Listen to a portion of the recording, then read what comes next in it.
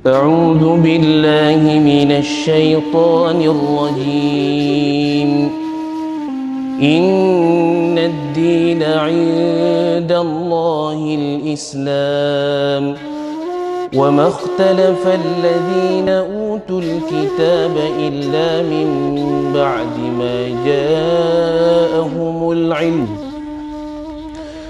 إلا من بعد.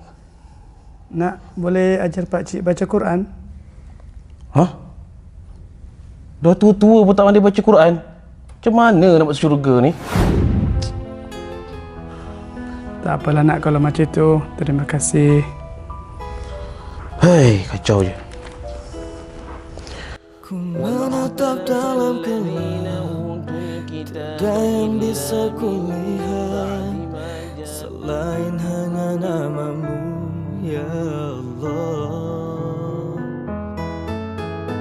Esok kau takkan nanti ampuni semua salahku, lindungi aku dari segala fitnah. Kau tempatku meminta, kau beriku bahagia, berikan aku semua. Bunyi apa tu? Pakcik! Astaghfirullahalazim. Pakcik, tolong. Allahu Akbar. Kadang-kadang satu ayat daripada mulut kita boleh hancurkan hati orang lain.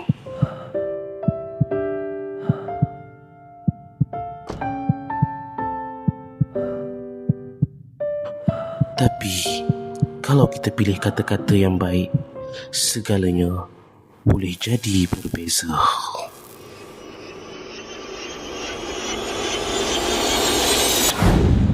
Nak, boleh ajar pakcik baca Quran? Boleh pakcik. Apa salahnya? Mari duduk sini. Boleh ke nak? Tapi pakcik dah tua dah ni. Tak ada masalah pakcik. Asalkan kita ada rasa nak belajar, Allah Ta'ala pasti suka insya-Allah. Boleh pakcik duduk sini. Pakcik nak belajar apa ini pakcik? Apa-apa sajalah nak. Yang penting pakcik boleh baca Quran. Okey, baik pakcik, kita mula daripada Al-Fatihah insya-Allah. Sebab Al-Fatihah ni adalah ummul kitab, pembuka Al-Quran lah, insya-Allah.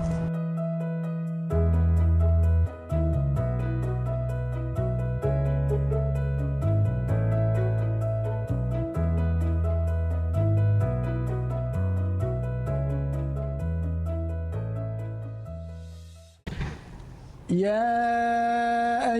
sedap betul suara dia. Dia macam pakcik hari tu je rupa dia. Tunggulah.